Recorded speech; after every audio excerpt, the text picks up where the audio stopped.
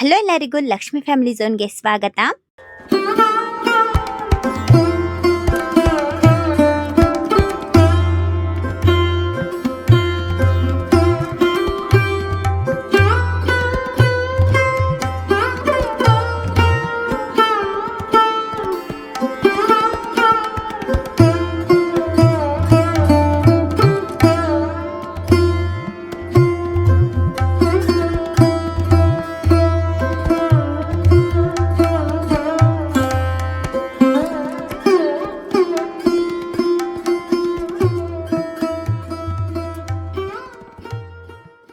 ನಾವು ಲಾಸ್ಟ್ ವಿಡಿಯೋದಲ್ಲಿ ಏಷ್ಯಾದಲ್ಲಿ ಇರುವಂತಹ ಎರಡನೇ ಅತಿ ದೊಡ್ಡದಾದಂತಹ ಮೋನೋಲಿಥಿಕ್ ಅಂದ್ರೆ ಏಕಶಿಲೆಯ ಬೆಟ್ಟ ಆಗಿರುವಂತಹ ಮಧುಗಿರಿ ಬೆಟ್ಟವನ್ನ ಟ್ರೆಕ್ಕಿಂಗ್ ನ ಮಾಡಿದ್ವಲ್ವಾ.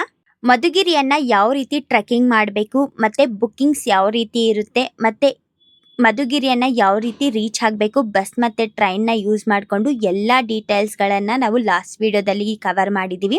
ನೀವು ಇನ್ ಕೇಸ್ ಆ ವಿಡಿಯೋನ ನೋಡಿಲ್ಲ ಅಂತ ಅಂದ್ರೆ ಡಿಸ್ಕ್ರಿಪ್ಷನ್ ಅಲ್ಲಿ ಲಿಂಕ್ ನ ಕೊಟ್ಟಿರ್ತೀನಿ, ಅದರಲ್ಲಿ ಹೋಗಿ ನೀವು ಚೆಕ್ ಮಾಡಬಹುದು.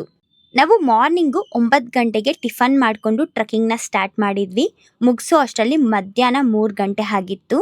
3 ಗಂಟೆಗೆ ಮುಗಿಸ್ಬಿಟ್ಟು ನಾವು ಬಂದು ಊಟವನ್ನ ಮಾಡಿಕೊಂಡು ಮುಗಿಸೋ ಅಷ್ಟರಲ್ಲಿ ಸಂಜೆ 5 ಗಂಟೆ ಆಗಿದೆ.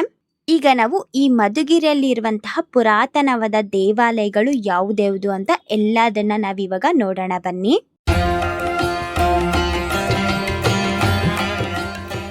ಈ ಮಧುಗಿರಿ ಬೆಂಗಳೂರಿಂದ 105 ಕಿಲೋಮೀಟರ್ ಇದೆ. ಡೈರೆಕ್ಟ್ ಬಸ್ ಸಹ ಬೆಂಗಳೂರಿಂದ ಅವೈಲಬಲ್ ಇರುತ್ತೆ.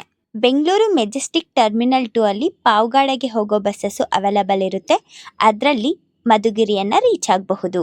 ಈಗ ನಾವು ಈ ಮಧುಗಿರಿಯಲ್ಲಿ ನೋಡ್ಬೇಕಾಗಿರುವಂತಹ ಪುರಾತನ ದೇವಾಲಯಗಳು ಯಾವ್ದ್ಯಾವ್ದು ಅಂತ ನೋಡೋಣ ಬನ್ನಿ. ಶ್ರೀ ವೆಂಕಟರಮಣ ಸ್ವಾಮಿ ದೇವಾಲಯ, ಮತ್ತೆ ಶ್ರೀ ಮಲ್ಲೇಶ್ವರ ಸ್ವಾಮಿ ದೇವಾಲಯ, ದಂಡಿನ ಮಾರಮ್ಮ ದೇವಾಲಯ. ಈ 3 ದೇವಾಲಯಗಳು ಮಧುಗಿರಿಯಲ್ಲಿ ತುಂಬಾನೇ ವಿಶೇಷವಾದಂತ ದೇವಾಲಯಗಳು ಅಂತ ಹೇಳಬಹುದು. ಮೊದಲಿಗೆ ನಾವು ವೆಂಕಟರಮಣ ಹಾಗೂ ಮಲ್ಲೇಶ್ವರ ಸ್ವಾಮಿ ದೇವಾಲಯವನ್ನ ನೋಡೋಣ. ಮಧುಗಿರಿ ಬಸ್ ಸ್ಟಾಪ್ ಇಂದ ಈ ವೆಂಕಟರಮಣ ಸ್ವಾಮಿ ದೇವಾಲಯಕ್ಕೆ ಬರೀ 350 ಮೀಟರ್ ಇರುತ್ತೆ ಅಷ್ಟೇನೆ. ಈ ವೆಂಕಟರಮಣ ಹಾಗೂ ಮಲ್ಲೇಶ್ವರ ಸ್ವಾಮಿ ದೇವಾಲಯ ಎರಡು ಪಕ್ಕ ಪಕ್ಕದಲ್ಲಿ ಇರುತ್ತೆ. ಮಧುಗಿರಿ ವೆಂಕಟರಮಣ ಸ್ವಾಮಿ ದೇವಾಲಯವನ್ನ ನಾವಿವಾಗ ನೋಡೋಣ ಬನ್ನಿ. ವೆಂಕಟರಮಣ ಸ್ವಾಮಿ ದೇವಾಲಯ ಗೋಪುರ ನೋಡಿ ಈ ರೀತಿ ಇದೆ. ತುಂಬಾನೇ ಅದ್ಭುತವಾಗಿ ದ್ರಾವಿಡ ಶೈಲಿಯಲ್ಲಿ ನಿರ್ಮಾಣವನ್ನ ಮಾಡಿದ್ದಾರೆ. ಈ ದೇವಾಲಯವನ್ನ ಚಿಕ್ಕ ತಿರುಪತಿ ಹಾಗೂ ತುಮಕೂರಿನ ತಿರುಪತಿ ಅಂತ ಸಹ ಕರೀತಾರೆ. ಈ ಮಧುಗಿರಿಯಲ್ಲಿರುವಂತಹ ವಿಷ್ಣು ದೇವಾಲಯವಾದಂತಹ ವೆಂಕಟರಮಣ ಸ್ವಾಮಿ ಹಾಗೂ ಶಿವನ ದೇವಾಲಯವಾಗಿರುವಂತಹ ಮಲ್ಲೇಶ್ವರ ಸ್ವಾಮಿ ದೇವಾಲಯ ಎರಡು ಪಕ್ಕ ಪಕ್ಕದಲ್ಲಿ ಇರೋದ್ರಿಂದ ಇದನ್ನ ಹರಿಹರ ಕ್ಷೇತ್ರ ಅಂತ ಕರೀತಾರೆ.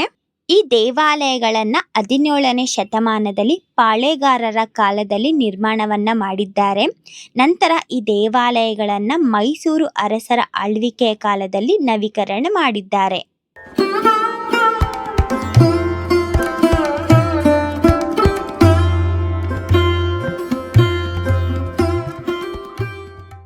ಈ ವೆಂಕಟರಮಣ ಸ್ವಾಮಿ ದೇವಾಲಯದಲ್ಲಿ ಪ್ರತಿಷ್ಠಾಪಿಸಿರುವಂತಹ ವೆಂಕಟರಮಣನ ವಿಗ್ರಹವು ಕೃಷ್ಣಶಿಲೆಯಿಂದ ಮಾಡಿದ್ದಾರೆ.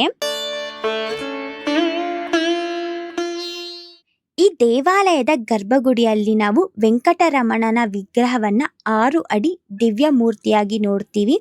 ಇದು ಸೇಮ್ ತಿರುಪತಿಯಲ್ಲಿರುವಂತಹ ತಿಮ್ಮಪ್ಪನನ್ನೇ ಹೋಲುವಂತಹ ವಿಗ್ರಹವಾಗಿದೆ.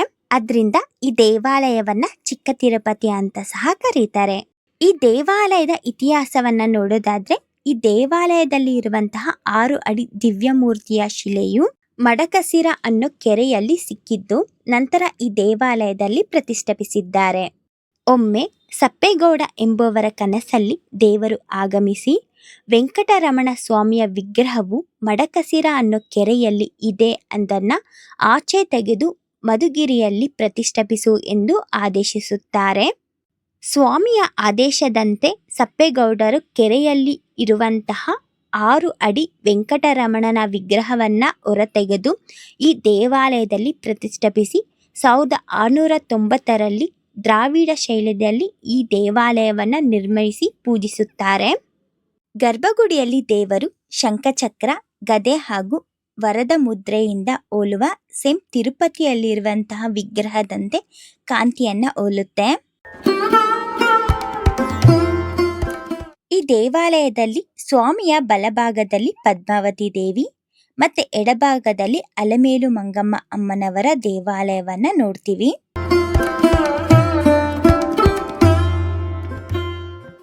ತಿರುಪತಿಗೆ ಹೋಗೋಕೆ ಆಗಲ್ಲ ಅನ್ನೋರು ಸಾಕ್ಷಾತ್ ತಿರುಪತಿಯಲ್ಲಿರುವಂತಹ ಸ್ವಾಮಿಯನ್ನ ಇಲ್ಲಿ ಬಂದು ಮಧುಗಿರಿಯಲ್ಲಿ ದರ್ಶನವನ್ನ ಪಡ್ಕೋಬಹುದು.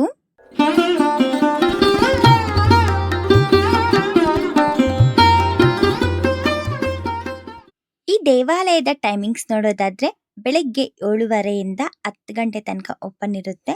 ಮತ್ತೆ ಸಂಜೆ 6 ಗಂಟೆಯಿಂದ ರಾತ್ರಿ 7:30 ತನಕ ಓಪನ್ ಇರುತ್ತೆ. ಈಗ ನಾವು ವೆಂಕಟರಮಣ ಸ್ವಾಮಿ ದೇವಾಲಯದ ಪಕ್ಕದಲ್ಲಿ ಇರುವಂತಹ ಮಲ್ಲೇಶ್ವರ ಸ್ವಾಮಿ ದೇವಾಲಯಕ್ಕೆ ಹೋಗೋಣ ಬನ್ನಿ. ಈ ದೇವಾಲಯವನ್ನ 17ನೇ ಶತಮಾನದಲ್ಲಿ ಮಧುಗಿರಿಯ ಮಹಾನಾಡ ಪ್ರಭು ಮುಮ್ಮಡಿ ಚಿಕ್ಕಪ್ಪ ಗೌಡರು ನಿರ್ಮಿಸಿದ್ದರು.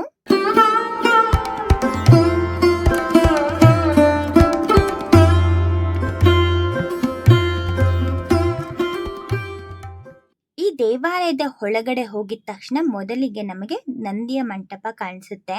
ಈ ದೇವಾಲಯ ಸಹ ತುಂಬಾನೇ ಅದ್ಭುತವಾಗಿ ನಿರ್ಮಾಣವನ್ನ ಮಾಡಿದ್ದಾರೆ.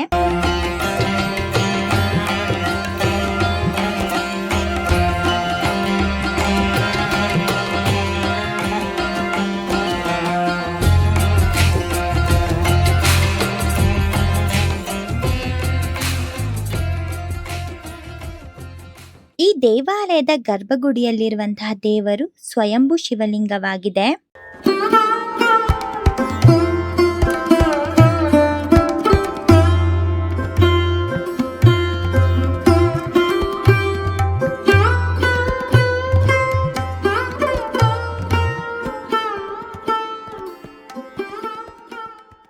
ನಾವಿವಾಗ ಈ ಮಧುಗಿರಿಯಲ್ಲಿರುವಂತಹ ಇನ್ನೊಂದು ವಿಶೇಷವಾದಂತಹ ದೇವಾಲಯವನ್ನ ನೋಡಕ್ಕೆ ಹೋಗೋಣ.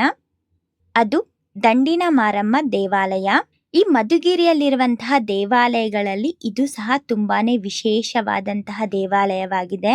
ಈ ದೇವಾಲಯಕ್ಕೆ 600 ವರ್ಷದ ಇತಿಹಾಸ ಸಹ ಇದೆ.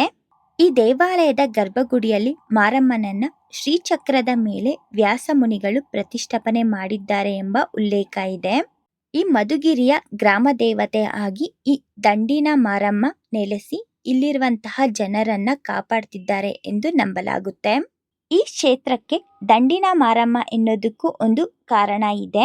ಅದು ಹಿಂದೆ ರಾಜರ ಆಳ್ವಿಕೆಯ ಸಮಯದಲ್ಲಿ ಯುದ್ಧಕ್ಕೆ ಹೋಗುವಂತಹ ಸೈನಿಕರು ಮೊದಲು ಬಂದು ತಾಯಿಯನ್ನ ದರ್ಶಿಸಿ ಪೂಜಿಸಿ ನಂತರ ಯುದ್ಧಕ್ಕೆ ಹೋಗ್ತಿದ್ರು. ಈ ದೇವಿಯ ಕೃಪೆಯಿಂದ ಯುದ್ಧಕ್ಕೆ ಹೋದಂತಹ ಸೈನಿಕರು ಯಾವುದೇ ಪ್ರಾಣಾಪಾಯ ಇಲ್ಲದಂತೆ ಹಿಂತಿರುಗ್ತಿದ್ರು.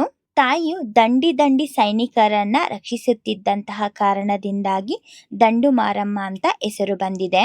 ಈ ಮಧುಗಿರಿಯಲ್ಲಿ ಇರುವಂತಹ ಈ 3 ವಿಶೇಷವಾದಂತಹ ದೇವಾಲಯ ತುಂಬಾನೇ ಅದ್ಭುತವಾಗಿದೆ ಅಂತಾನೆ ಹೇಳಬಹುದು. ಒಂದೊಂದು ದೇವಾಲಯಗಳು ತುಂಬಾನೇ ವಿಶೇಷವಾಗಿರುವಂತಹ ದೇವಾಲಯಗಳಾಗಿದೆ.